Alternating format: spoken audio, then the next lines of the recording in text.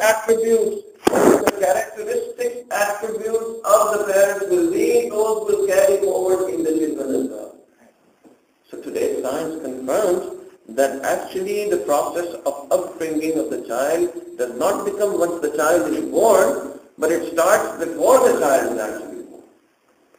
That is why in the book of history of Islam, there is a narrative of Abdul Aziz. Abdul Aziz was a disciple of Abu Hazim rahimahullah. Abu Hazim was a very pious sheikh of his time, a very big sheikh of his time. Abdul Aziz used to go in the company of Abu Hazim and used to learn from Abu Hazim, used to do khidmat of Abu Hazim. Abu Hazim was very happy with Abdul Aziz, but he's a very fast learner and he does whatever I tell him, and he is very strong on his deen and he has a lot of istiqamah. And Abdul Aziz was also very happy with the Shaykh. One day the Shaykh was very happy, and the Shaykh gave Abdul Aziz his leftover piece of bread that he had eaten, and he gave that leftover to Abdul Aziz. Now Abdul Aziz took that piece of bread, and he was thinking that the Prophet ﷺ has said that there is healing, there is blessings in the leftover of a moment. So a normal moment, a non-practicing moment, if we leave something leftover for me, something that we have eaten, will have blessings for me. If such a big sheikh has left something for me, will have lots of blessings for me.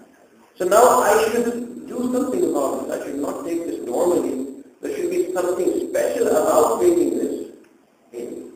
So he took this piece of bread home and told his wife that this is what the sheikh has given me. What am I supposed to do now? So the wife gave him the idea, you know what we should do? We should fast for 3 days and make 3 pieces of this bread. And every day when we break our fast, we will eat from this piece of bread, and this will be the best use of such a high quality, such a blessed piece of bread. So he said, fine, this is what we do. So both the husband and wife, they fasted the first day, and then took a piece of that bread, and they, and they did it. The next day they did the same thing. The third day they did the same thing again. The third night, the husband and wife, they met, and the wife became pregnant. And the wife became pregnant. The son that they gave birth to, that son was the biggest, or one of the biggest sheikhs in the history of Islam, Umar bin Abdul Aziz. So that means the process of upbringing of the child actually starts not after the child is born, but it starts before the child is actually born. There was a very pious young man. In a narrative it comes that he was walking past by a stream, a river. He had no money on him. He was very poor, but he was very, very pious. He was God-fearing, very muttaqi young man, walking past by the stream, very hungry at that time. Now he saw an apple which was, traveling on the river. He saw that there was an apple there, and he was hungry, and he was so hungry that he actually went up close to the stream and picked the apple. And without even thinking whose apple it is, he just ate it very often. He ate all of that. Now after he had eaten all of it up, he thought to himself that this apple is actually not mine. Right? Somebody else owns it. And what if that somebody else has not given me permission to eat this apple? This would mean that I am taking haram inside myself. And taking haram inside means that your dua will not be accepted. The Prophet said somebody who eats haram, his dua will not be accepted. Right?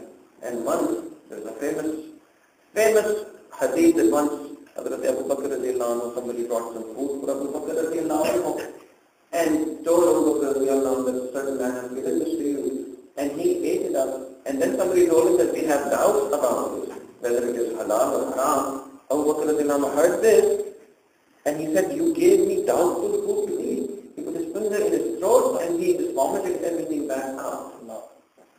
So such was the God-fearingness of the Sahaba, and such was their, concern about taking haram inside. Now, this young man also ate the apple and this thought came to his mind. That I have taken haram inside. Now he thought to himself, what can I do now? If this haram food has gone inside of me, and that means that I will not be close. I am servant of Allah subhanahu wa ta'ala. So this thing was disturbing him so much that he started walking upstream, searching for the owner of that apple. Kept on walking and walking, thinking that there will be a tree of apples. And maybe the owner of that tree will be standing close by and maybe I will meet with him and I will ask him to give me permission to eat his apple. Look at the amount of God-fearingness in the heart of that young man. So he walked and walked and walked for hours. And he finally came to that tree on which there were apples. And there was a person close by who said that yes, he is the owner of that tree. He said, well, this apple that fell down from the tree was in this river and I was hours away and I was hungry and I ate a few apples. Now, I'm just asking you if you could forgive me or if you just allow me to eat this. Or if you don't forgive me and if you want, I can pay to you, but it's going to take some time. And I will pay you whatever you want, but I don't want that I eat haram stuff that goes to the Bible. This man, he said that my decision about you eating my apple is that I am not forgiving you with apples you eat. Neither am I going to take any money from you for this. So he said that means that haram is not inside. He said, well, I don't know, but I am not going to forgive you. Neither am I going to take any money from you. This young man was so concerned about haram going inside of him that he told this man that, okay, whatever you want me to do, I'll do it for you, but I can't have haram go inside of me. He said, well, there's one thing you can do and I will forgive you that you ate my apple. He said, what is that one thing? He said, that one thing is that I have a daughter. She is young, but she is blind. She is deaf. And she is dumb. And she is handicapped from her legs and also handicapped from her head. She is my daughter. If you marry that daughter, then I will forgive you. This is a huge undertaking, marrying such a one. It's like marrying a dead person basically. Now he thought about this. What can I do? Should I marry this woman? Or should I just take this haram and salad? After thinking for a long time, he made this decision that, okay, I'm going to marry this woman. The date was fixed, and the marriage took place. And he went inside the room to see his bride. His bride which was blind, which was deaf, and dumb, and handicapped from legs, and handicapped from head. He was very, nervous about seeing this woman. So he went inside, and he saw that this woman, this girl, is actually not blind, not deaf, not dumb, but she's not handicapped. And she's actually very pretty. And then when he talked to her and he came to know her, she was actually very pious. And she was also, very, she got along very well. I was surprised. He spent the night with that girl. The next day he came to his father-in-law. And he told the father-in-law, you told me that the girl was blind and she could not hear and she could not speak and she was handicapped from her legs and all these things. But nothing of that sort I saw. He said, well, I told my daughter is blind because in her whole life, she had never ever seen a non-heaven. And I said that she is deaf because in her whole life she's never ever talked to, listened to any of the non-heaven men talking to him. And she's never listened to any of those talks.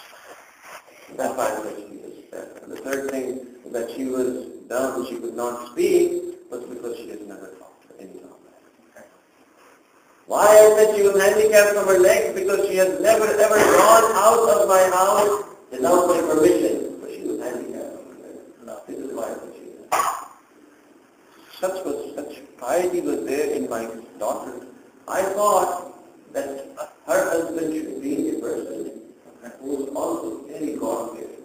When you came here to me, walking for hours and just inquiring about this one apple that you ate, I thought that the amount of God-fearingness that you have, you should be the one who should marry my daughter. And that is why I told you all of this. And that is why I asked you to marry her. These were the parents, this girl and this young man. These were the parents who gave birth to the child whose name was Shaykh Azhar Iqbal.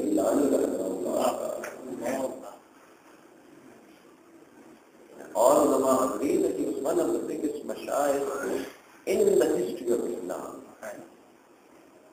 So it means that the process of the upbringing of the children does not start after the child is born, it actually starts before the child is born. So this is the first stage.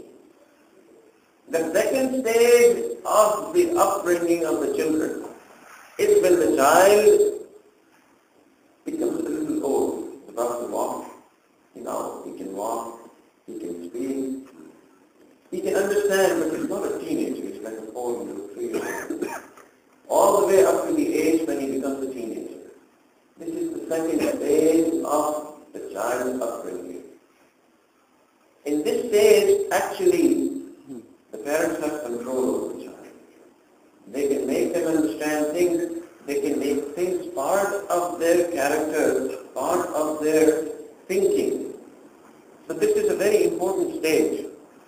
And our Mashayikh has said that in this stage of the upbringing of the children, there are 3 things that parents should take care about. If they do these 3 things, for the rest of their life, their children will become very pious and will be obedient to their parents. The 3 things. In this stage, when the child is a little old and he starts to walk, he starts to talk, he starts to understand few things, then you make him understand 3 things. If you make him understand these 3 things, then for the rest of the life of the parents can be rest assured that the child will be very obedient to the parents and to Allah subhanahu wa ta'ala. And the first thing the Mashayikh say, that you should not compromise with him on the question of prayers, the question of namaz, salah. You tell him that, okay, whatever you want we will give to you, but we are not going to compromise with you on the question of the 5 salah. And for that the parents will have to pray themselves, then only the child is going to pray. But if you make him pray 5 times a day, then you are making sure that this will become part of his wujud, of his character. It will become a habit. And for the rest of the life, if somebody prays up to the age of 11, 12, or 6, 7 years, then his body will want that he has to pray now. For example, if you put this in the child's mind that he has to shower every day, and he does that from the age of 3 all the way up to the age of 12, then after the age of 12 also he would want that he has to shower every day because it is his habit. In the same way, if you make him pray from that age, it will become his habit. And what is going to be the benefit? The Prophet said, once the Sahaba were sitting in the company of the Prophet, asked them, tell me about that person who showers in the river 5 times a day. Do you think there will be any dirt on his body left? The Sahaba said, oh God, Prophet it is not possible that if a person showers in the river for 5 times, there will be any dirt left on his body. The Prophet said that this is the example of a person who prays 5 times a day. There will be no dirt of sin left on his body. When you're making this prayer, we have it for this young man, then basically what you're doing is that whatever sins that he commits, you are making sure that those sins are washed away from his body. So first thing, not to compromise with the child of this age, is that you make sure that he prays 5 times. So you tell him that there is no compromise with the question of prayer. No. cannot compromise is that he has to speak the truth. He tells the child that the biggest mistake that you do, I am not going to say anything to you on that mistake, but if you lie, then I will be angry. So you tell him that there is no compromise on the question of speaking the truth. He should speak the truth. Why should you make sure that he speaks the truth? There is a reason behind it. Of all the character faults, the biggest fault that a man can have is lying. But the Prophet ﷺ was making wudu, and when he was making wudu, his used water was about to fall on the ground. The Sahaba would not let that water fall on the ground. They would gather that. And then they would, with a lot of love, they would put that water on their faces and on their chest and on their hands. So after the Prophet ﷺ completed the wudu, he asked the Sahaba, what makes you do this? You're using my used water and putting it on your face and on your chest and on your hands. Why are you doing this? So the Sahaba Ikram, they replied that, O Prophet of Allah, we're doing this because of the love of Allah and the love of His Prophet. The Prophet said, very mashhur hadith, is the one who wants that Allah loves him and Allah's Prophet loves him. If he wants that, then he should speak the truth, he should not lie. So unless a young man stops lying, he cannot be connected to Allah. Whether he's a young man or an old man. But if you put this habit inside of him from a young age, then this will become part of his life. So no compromises on the question of salah and no compromises on the question of speaking the truth. Now in this age between 3 and 11 and 12, the parents have control of the child. It does not mean the child is not going to listen. He is going to listen. And the third thing that there should be no compromise is that the child should do khidmat of the parents. Sometimes parents think that my showing of love to my child is that I should not make him work. He should not not touch my leg. He should not touch his father's leg. He should not do these things, these works around the house. This is how they show their love. But this is not the right way of showing it. In the Muslim countries, actually, it is a very bad situation. Reason being that there you have servants in the house. And the doing the khidmat is actually a very low sort of job. So it becomes much difficult. Here it is easier because you don't have servants in the house. And the child actually does do the khidmat in the house. But now the need in the house is that, with 5 people, 5 of us have to divide the work in the house. This is not the correct need. This is actually, he says, okay, I'm living in this house, my part is that I do this and this.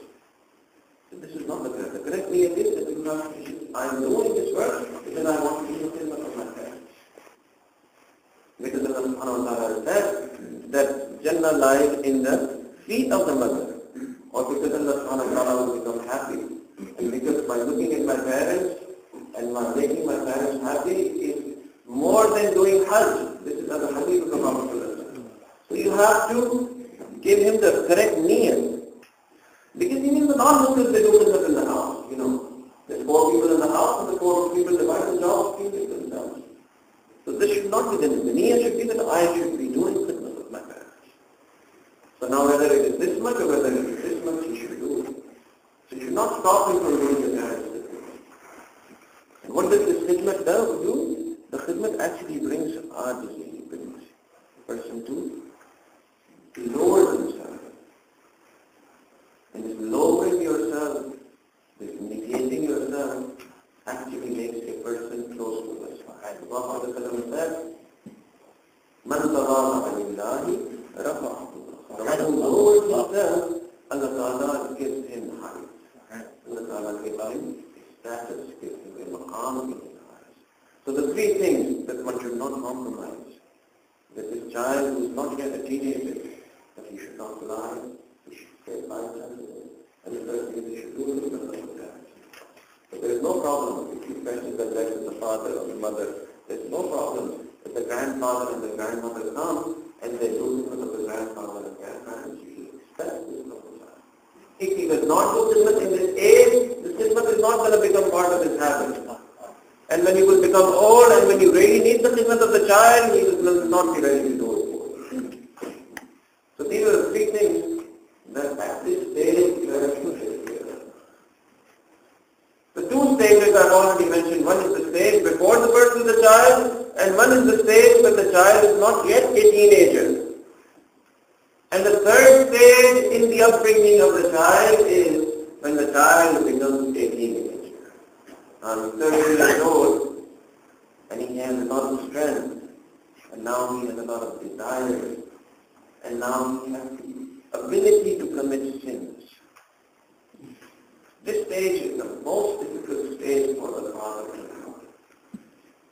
The most difficult stage. This is where you find how difficult it is to actually do the tarbiyat of your awlad, of your children. The first thing in this stage that you should make sure that your child does not do is that you should save himself from committing sin. You should have an eye on the child.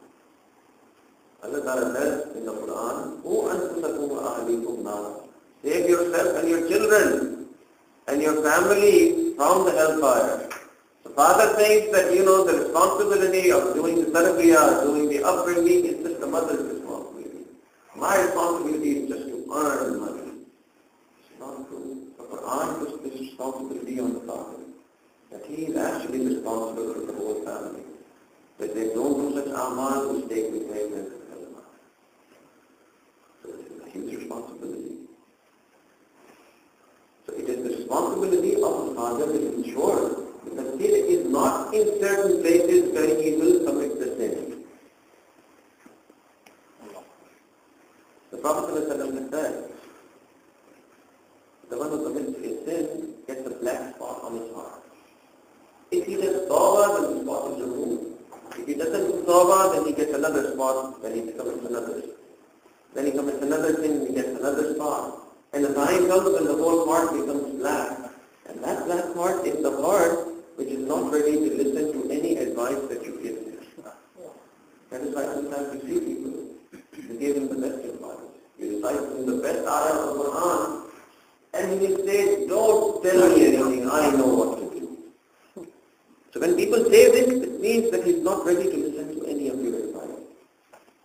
And this is what happens when the heart becomes all dark. So the effect of sin is that one becomes, after committing sin upon sin, then one becomes heedless of the advice, of the good advice that was given. And the second effect of sin is that as soon as one commits a sin, the tawfiq of doing good deeds is taken away from that person. Sometimes we are not able to wake up at Fajr, right? Sometimes we are not able to read the Quran. Sometimes we are not able to do the right thing. Sometimes our eyes wander and we look at things that we are not supposed to look at. When these things happen, then that means that we are committing sin. When the tawfiq of doing ibadah is taken away from you, it means there are sins going on in the life. So this is an effect of the sin. Somebody came to Hassan Basri rahimahullah. Hassan Basri is one of the greatest shaykh of this ummah. Young man came to Hassan Basri rahimahullah and he said, "Oh Shaykh, make dua for me that I get the tawfiq to wake up for tahajjud." The Shaykh, instead of saying that, "Yes, young man, I'll make dua for you," he said, "Well, stop committing sins in the daytime. Allah subhanahu wa ta'ala will give you the tawfiq of doing amal in the night."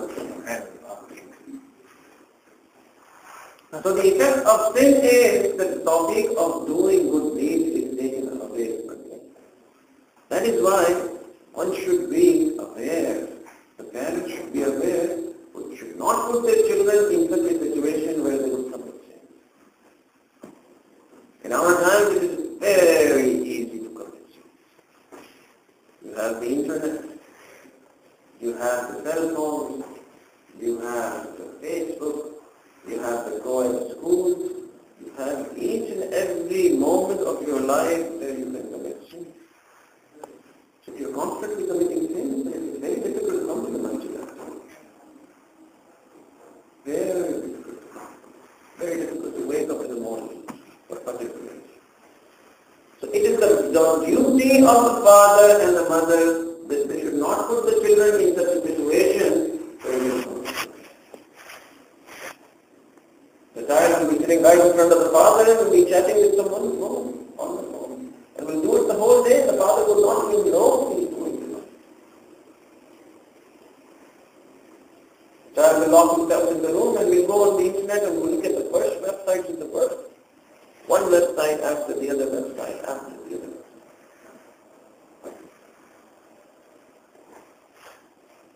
So when the child becomes an teenager, it is the most difficult part of doing the upbringing of the children.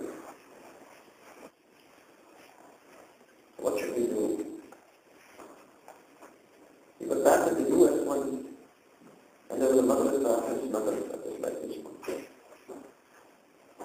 And the child children used to learn how to do hajj, and lots of children will become hafiz there. But the state law requires that you have a school in the madrasa as well. The children cannot actually become hafiz and not go to school as well. So there was a law that the children should go to school. So we opened up a school inside the madrasa. And some of our friends and we, all of us, were taking care of that school. So now these children, they would come and they would study in the school. And we would converse with them, we would interact with them. And sometimes we would teach them math, science, and all these subjects that were required. But sometimes we would just chat with them. And some of the kids were very fine. Sometimes we would ask them, okay, what would you like to become? And some of them would name a certain shape that I would like to become like this one shape that I would go out to. So this was the piety of the children. I saw with my own eyes sometimes the kids would go in the afternoon to go to sleep, and some of the kids would have the tree in their hand, and they would sleep while doing zikr. So this was the strength of the piety of these children.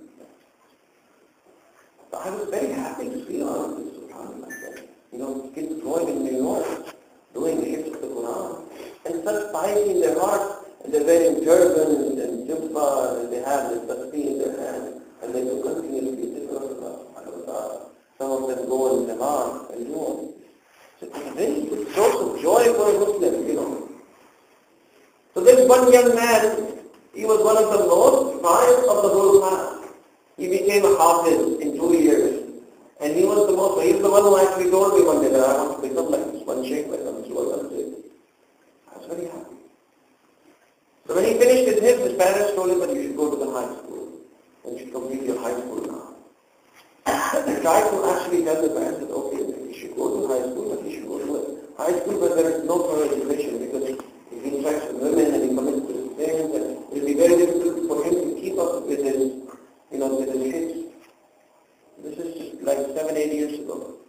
The parents would not listen. He said, oh, my child has to be educated. Well, Islam is not against education. Islam is against committing sins. Your child can become a space astronaut. There's nothing wrong with it. Islam is like it actually. Imam Ghazali said that if the kuffar has a certain type of knowledge and the Muslims don't have that knowledge, then it becomes first on the Muslims to have that knowledge. So if your child becomes a space astronaut, there's nothing wrong with it. But Islam says that your child should not commit sins. So now what happens is that the parents do not listen to any of our advice. So they send the child to high school. And the conditions in the high schoolers, the weirdest conditions in the world. In 1 year, I saw this child with my own eyes. That the beard that he had gone, the tuba had gone, the shirt had gone. He's wearing this cap, the other way around. He's wearing jeans, and he's, going with his white American friends in this car and this loud music right outside of the masjid. And he knows that my teacher is looking at me, and he looks at me. He waits, and then he goes past on. It's been 7 years since he had completed the hifz of the Quran. He has not been able to recite the hifz of the Quran in 1 month. So this is the situation. When one commits sin, it becomes difficult to move things. This is the essence of the sin. So it's a father's responsibility that he has to have an eye on the child, and what my child is doing. Sometimes sometimes the parents are very happy. My child is very savvy with the computer. Yes, your child is very savvy with the computer, but what he's doing sitting on the computer, you know what he's doing with that computer. So the first thing is the parents should have an eye on the child. The second thing is the parents should actually do nasihat to the child as well. Generally, what we have seen is the father does nasihat when he is very upset of the child. When the child is not listening to him, that's when the father starts making nasihat to him. Nasihat is not done when you are absolutely angry at the child. The rules of tabligh, our mashayikh have said that tabligh is done in soft words. It cannot be done with anger. Basically, when you're reminding your child to do good deeds, it's actually you're doing tabligh to that child. You cannot do tabligh to the child when you're angry. And generally the parents want that whether they obey Allah subhanahu wa ta'ala or they don't obey Allah subhanahu wa ta'ala, they should just obey us. They start thinking about this upbringing of the child when the child starts disobeying the parents. That's when the first time it hits them. Oh, yes, I should do something about their upbringing. So the upbringing is not to be done when you're upset with the child. People nasihat every day. There should be just one time in a day. When the whole time is down, the father gives some stories of the Sahaba, the Prophet gives them nasihat. Allah Ta'ala says in the Quran, فَذَكِّرْ فَإِنَّ الذِّكْرَ تَنْفَعُ الْمُؤْمِنِينَ. But you should do nasihat, and the nasihat benefits the mu'min. So it should not be done when you're absolutely angry. That's not the time to do nasiha. The nasiha should be done every day. Every day when they go to bed, the father should come in the room and do nasiha for 5 minutes. Tell them a story about something good. Tell them a good thing that they would understand. And they would know that this is not because my father is upset with me, this is the general thing that happens in my house. Now Mashaykh has said that the fathers, the parents in the house, when they don't do nasihat into the children, the men of the house that don't do nasihat to the children and to the family members, those men are just like dead men.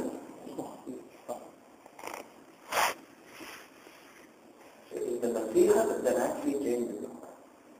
It's not as important that your child becomes a hafiz. It's more important that your child is Muslim and his heart in respect for Allah subhanahu wa ta'ala. He has love for Allah. And that love comes with nasihat.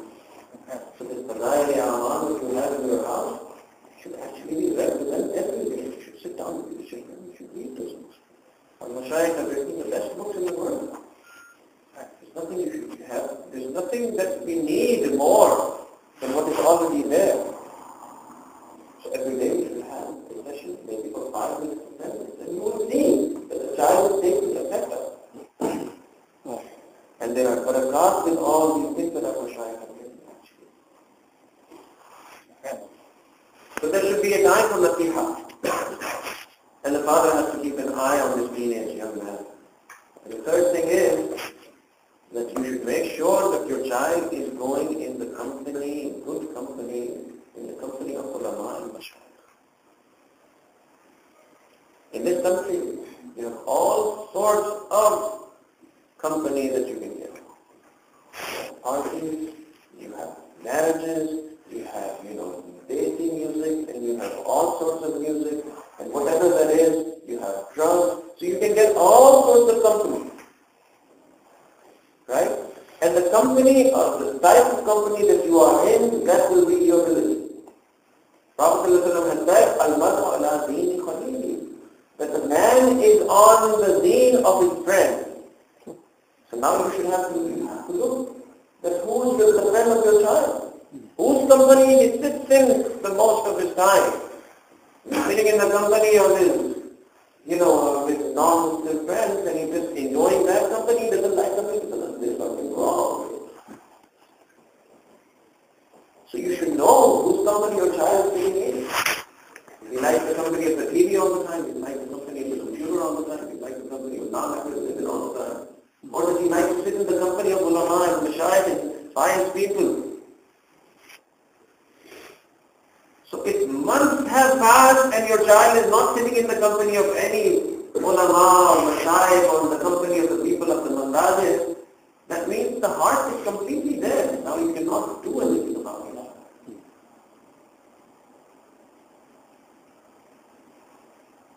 This is a true story about this country. That a very pious Arab from India came and he set up a madrasa here. His wife was also an Arab. All the girls and all the boys of the family were also Hafiz and Arab, except for one boy. And when he went to college, he told his father that the thing does not stop us from learning knowledges, so I want to do a PhD in philosophy. So father said, yes, fine.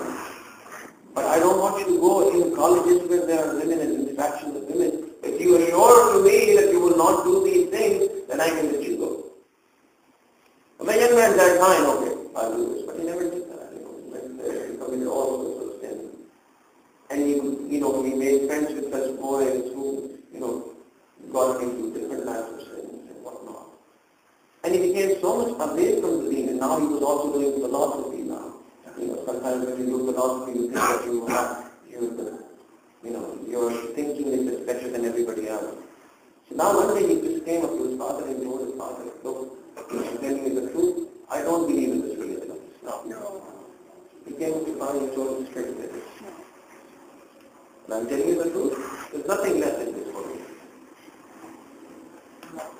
Now the father was extremely shocked that look at my family.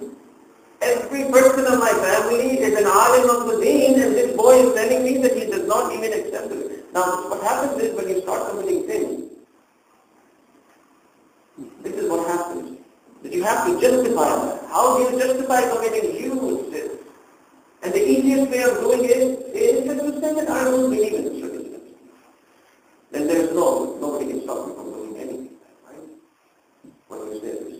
So this is what he did. He was a very smart young man actually.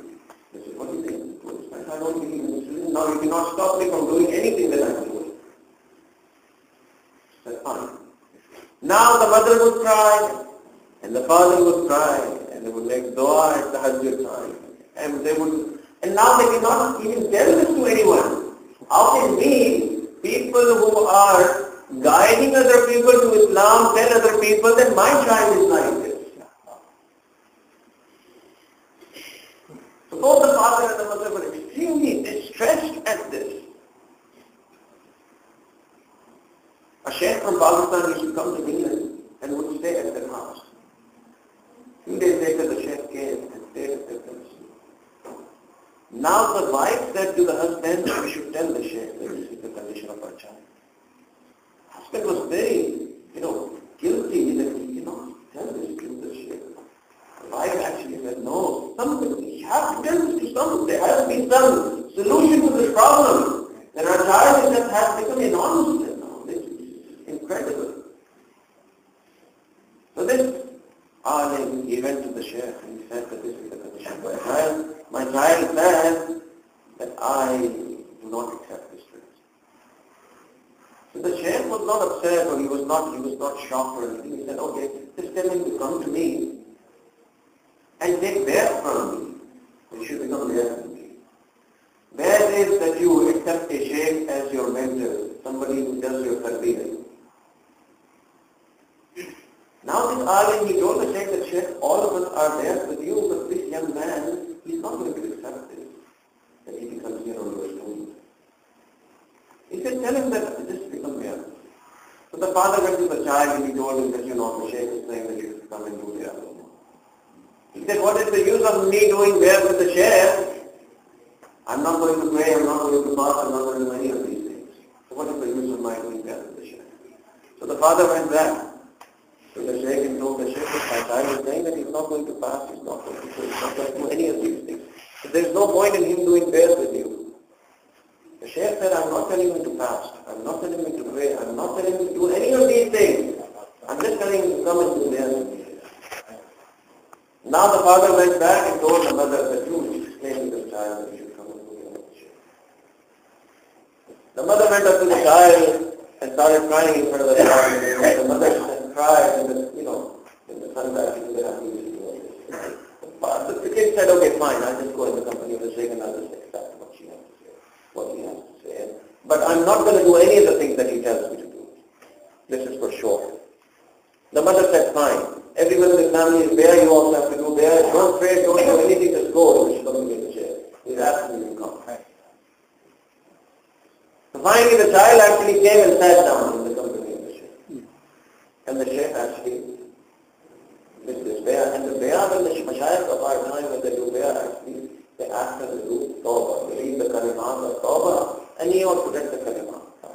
Now he was sitting there, and the Shaykh actually started talking, started giving a nasiha, advice, something, he started talking about something. Now this young man was actually a very intelligent young man. Obviously somebody doing a PhD in philosophy is an intelligent young man. So he heard what the Shaykh said, and he thought that the Shaykh is actually making sense. He's not going off on tangents, and this is some logical things that he's saying, so he enjoyed the talk. So he decided the next day that yes, the Shaykh is here for a few days and he will go back to Pakistan. So maybe next day again I will come and I will sit in his majlis whenever he does his majlis. Not because I am going to pray or any of these things, but just because whatever he says makes sense and is very logical and like the way he says.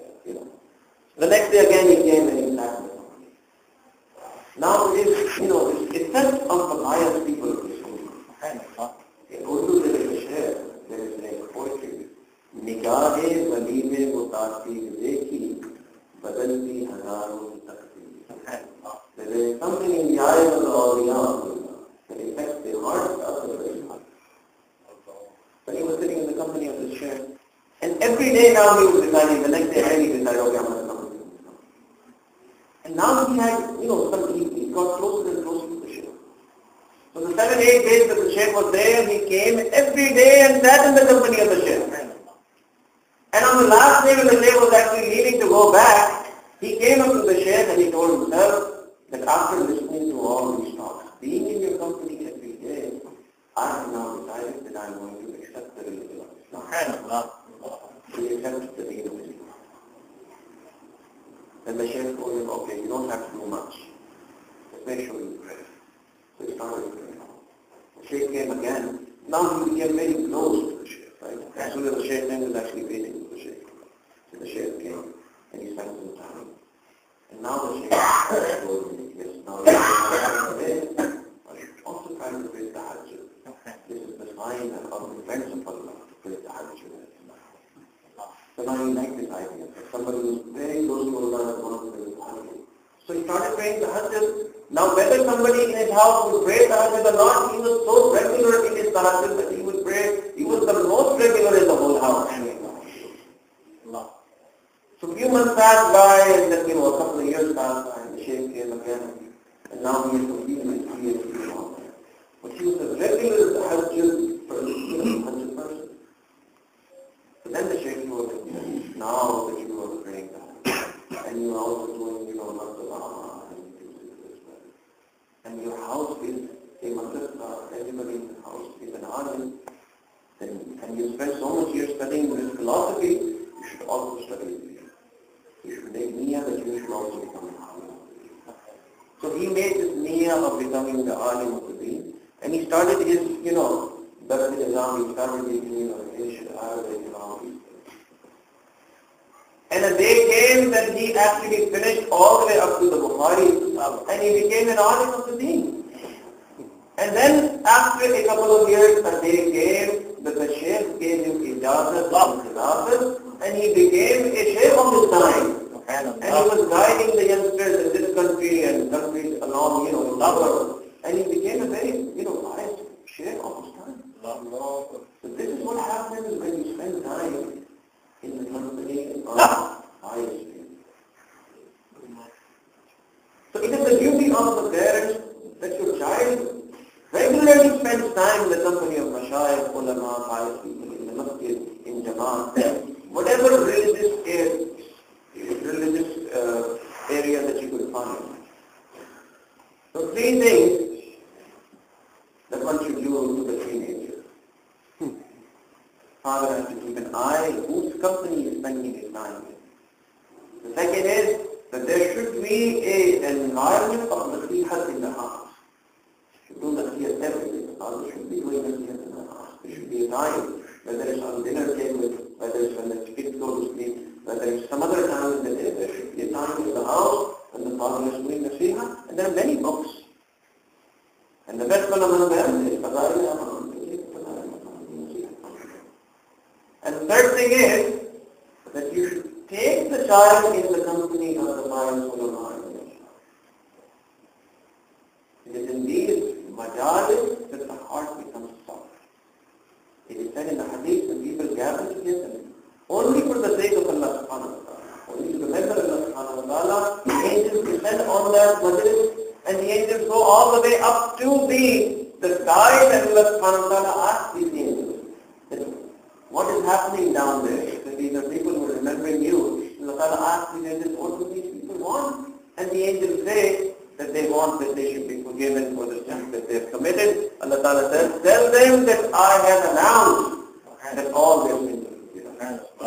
So one company of the pious people does that. If somebody spends time in the company of the pious people regularly, then that definitely has the effect. So the parents should not give up on the tarbiyah of their child.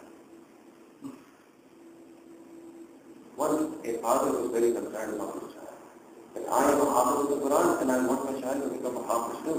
But he's not studying the way he should be studying. And he's not memorizing, he's wasting time, and it's been so many months. And he has not done anything, but the father was very concerned. So he went to a shaykh, company of an alim. And he told him that, oh shaykh, you make dua for me. That my child is not becoming a hafiz. Tell me something to read so that my child becomes a hafiz. He said, well, you are hafiz of the Quran, you know the whole Quran, what should I tell you to read? You read the Quran. He said, no, you tell me something that I should read so that my child also becomes a hafiz. Then this alim, this shaykh actually paused for a little while and he said, okay, I'll tell you something to read. If you do this, then I can assure you that the fairs of the Quran is going to go into your generation. He said, okay, tell me what should I do? He said, if you read the whole Quran every day for 2 years, then I can assure you that everybody, each and every of your generation will become hafiz. This is a serious undertaking. Who's going to do this? No. One Quran every day for 2 years. So he thought to himself, after thinking for a little while, he decided that yes, I'm going to do this. He said, okay, I'll do this. And he did this. 2 years. Without any cause. Whether he was sick, whether he was healthy, whether he was in safar, whether he was at home. For 2 years, continuously, every day, he recited the whole Quran. And he said that I had seen with my own eyes that all my sons and all my daughters, they all became hafiz. And he said that I saw with my own eyes this thing as well, that the sons and daughters of all my sons, they all became hafiz of the Quran, and the sons and daughters of all my daughters also became hafiz of the Quran. He said in our family, if somebody has to marry somebody, the first thing we look at is that the other person has to be hafiz. So this is what parents do for the children, right? When they have to do something, they do something for the children. So the parents should not actually think that they can't do anything for the children. They can do a lot for the child. Once a Sahabi came and asked the Prophet, what are parents for the children? It's a very deep question, a strange question. What are parents for the children? This is what he asked the Prophet. The Prophet answered that the parents are either Jannah for the children or Jahannam for the children. They're either paradise for the children or hellfire for the children. If the children obey the parents, then the parents are like Jannah. And if the children do not obey the parents are hellfire for the children. So once a Sahabi was sleeping his last, was on his deathbed. And one Sahabi was actually trying to recite the Kalima. And the Sahabi was not reciting the Kalima. So he ran to the Prophet ﷺ that, oh Prophet of Allah, your Sahabi is about to die. He's not reciting the kalima. Prophet ﷺ, he's the one who used to pray so much. This man said, yes, Allah's own Prophet ﷺ, he's that one. The one who used to pray so much, he used to pray so much love. Prophet ﷺ asked, are you not the one who used to do so much jihad? Yes. The Prophet said, is he not the one who used to spend so much in the path of Allah subhanahu wa ta'ala? And this Sahabi said, yes, O Prophet of Allah, this is the Sahabi is about to die, and he can't recite the kalima in his last breath.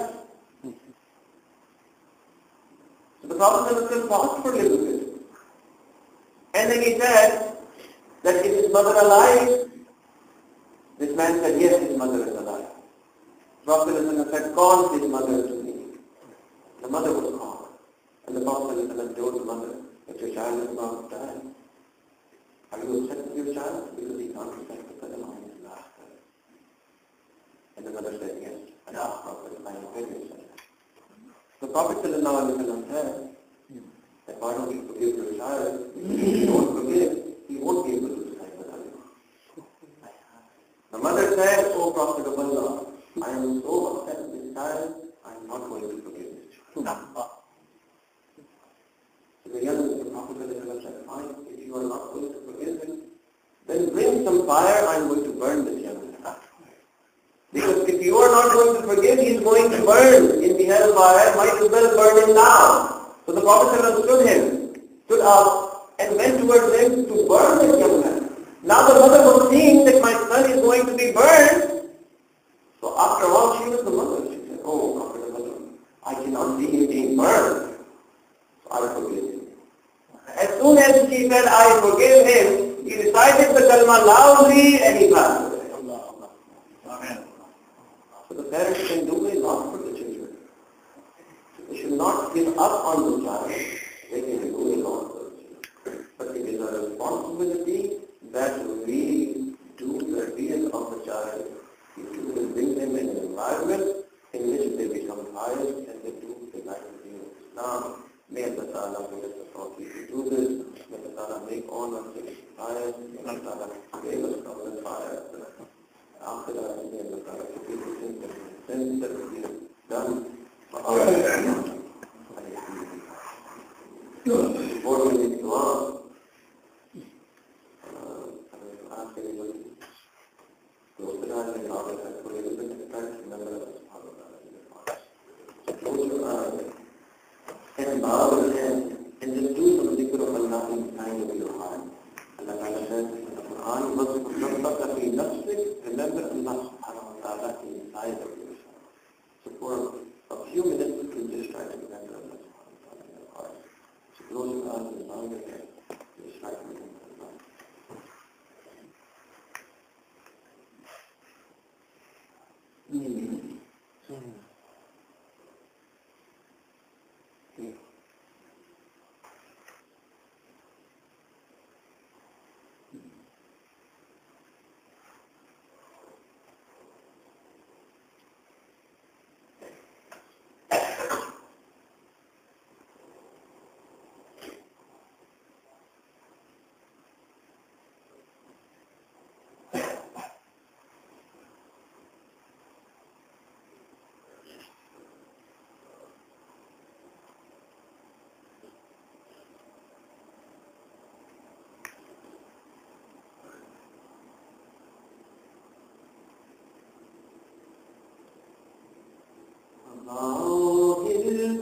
वाला दिल बदल दे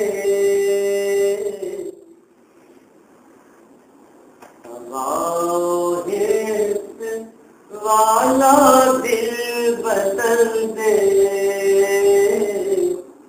मेरा गफलत में डूबा दिल बदल दे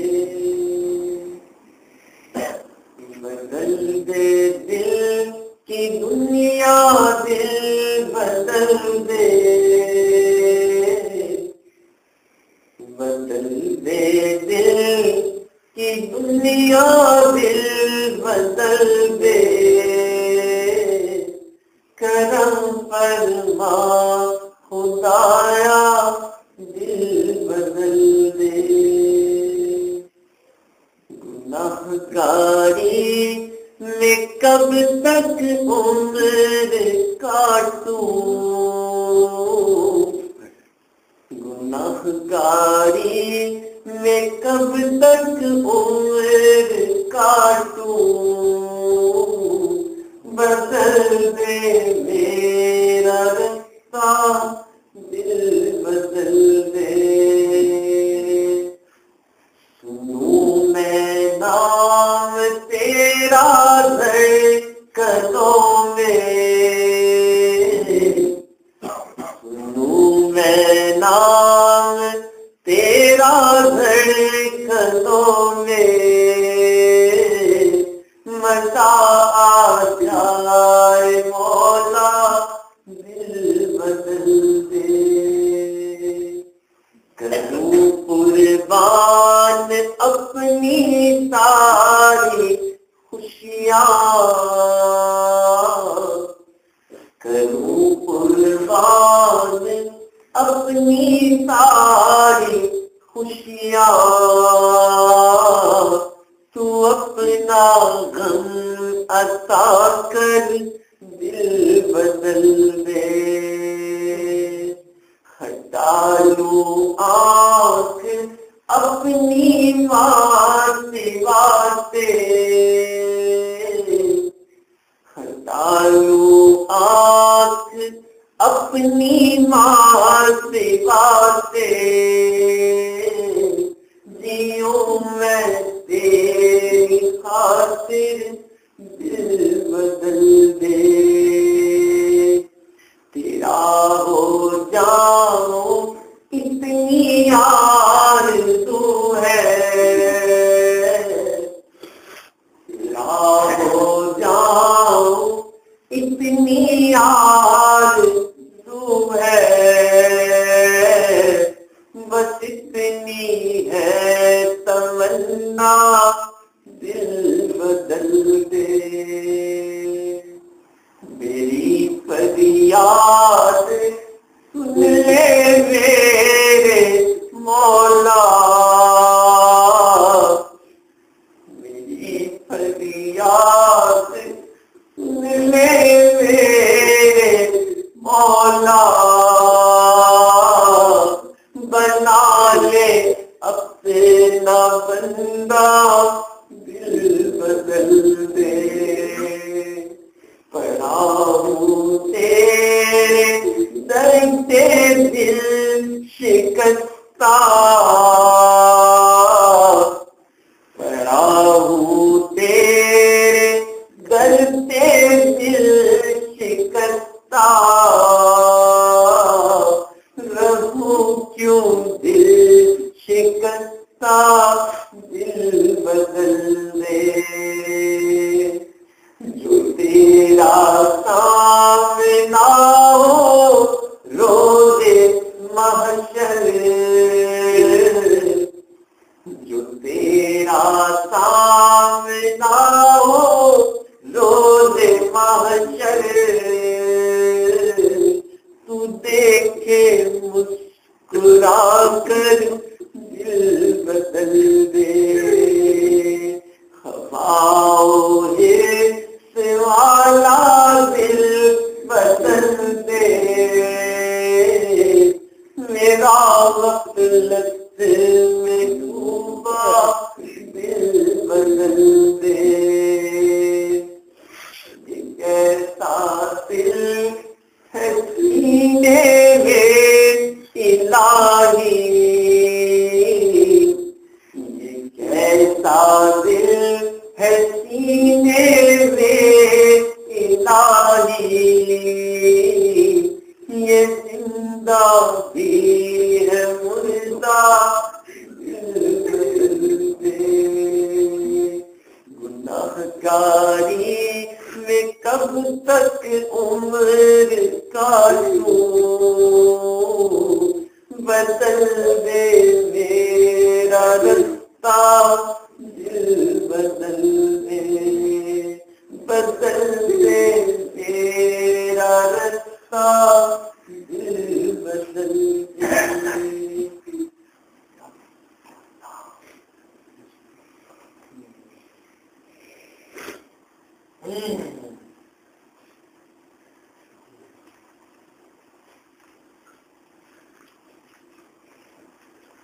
ला इलाहा इल्लल्लाह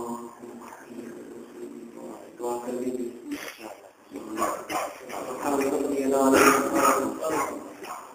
اللهم صل على سيدنا محمد وعلى آل سيدنا محمد وبارك وسلم. ربنا ظلمنا أنفسنا وإن لم تغفر لنا وترحمنا لنكونن من الخاسرين.